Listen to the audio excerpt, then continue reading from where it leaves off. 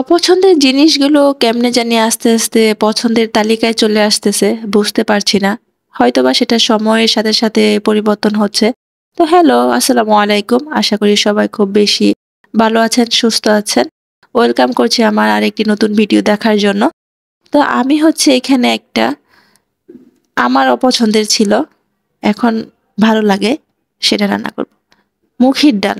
তো মুখিগুলা আমি প্রেসার কুকারে সিদ্ধ হতে বসিয়ে দিলাম। তাড়াতাড়ি সিদ্ধ হওয়ার জন্য। আর এদিকে হচ্ছে আমি রান্নাটা বসিয়ে দিচ্ছি। রান্নাটা আমি শুধু কাঁচামরিচ দিয়ে করব, কোনো মরিচের গুঁড়া ইউজ করব না। তার জন্য আমি বেশি করে কাঁচামরিচ দিয়ে দিলাম। দিয়ে এখন হচ্ছে পেঁয়াজ কুচি দিয়ে দিছি। তো এখানে সব ধরনের মসলা ইউজ করা যায়, কিন্তু আমি চিন্তা করলাম যে না, ডাল যেহেতু, তো আমি শুধু কাঁচামরিচ দিয়ে রান্না করব। তো এখানে আমি হচ্ছে সব ধরনের বাটা মসলা দিয়ে দিচ্ছি।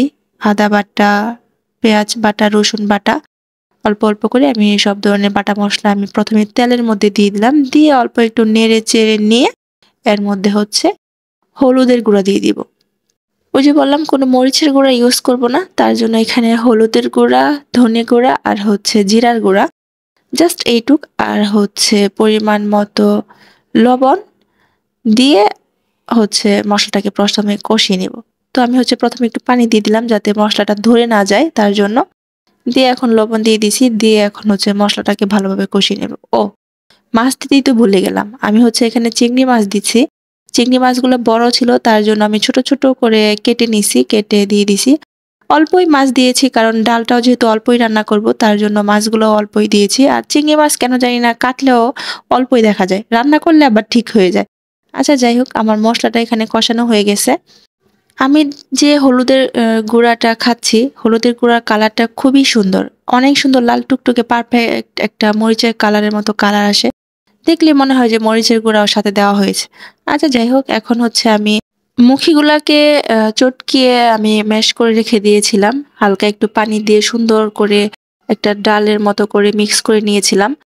নিয়ে এখন সেই মিক্সটা দিয়ে দিলাম। দিয়ে হচ্ছে মসলার সাথে ভালোভাবে মিক্স করে নিব। নিয়ে এর মধ্যে হচ্ছে আমার আর অল্প একটু পানি দেওয়ার দরকার, কেননা ডালটা একটু জাল করতে হবে। জাল করার জন্য পানি তো দিতেই হবে। তার জন্য আমি হচ্ছে অল্প একটু পানি দিয়ে দিলাম। দিয়ে ডালটাকে আমি সুন্দর করে জাল করে নিব। তো আমি একটা সময় এই জিনিসটা পছন্দ করতাম না, ভালো লাগতো না, কিন্তু আম্মু জোর করে করে খাওয়াতো। এখন দেখা গেছে যে না, মোটামুটি খেতে পারি। তো আমি হচ্ছে কোনো রিস্ক নেইনি, অল্প একটু লেবুর রস দিয়ে দিলাম, যে যদি গলায় ধরে তার ভয়ে। লেবুর রস দিয়ে দিলাম, ধরার আর কোনো চান্স নেই। এই তো ডালটা আমার হয়ে আসছে, জাল হয়ে গেছে। দেখেন কতটা সুন্দর হয়েছে। হালকা একটু ঘন করে নিব ডালটাকে। ডাল, মুখের ডালটা আসলেই ভালো লাগে, এভাবে চিংড়ি দিয়ে রান্না করলে অনেক বেশি মজা লাগে। আগে খেতে চাইতাম না, আম্মু জোর করে খাওয়াতো, এখন খেতে পারি, ভালো লাগে। তো ভিডিওটা এখানে শেষ করব, বাই।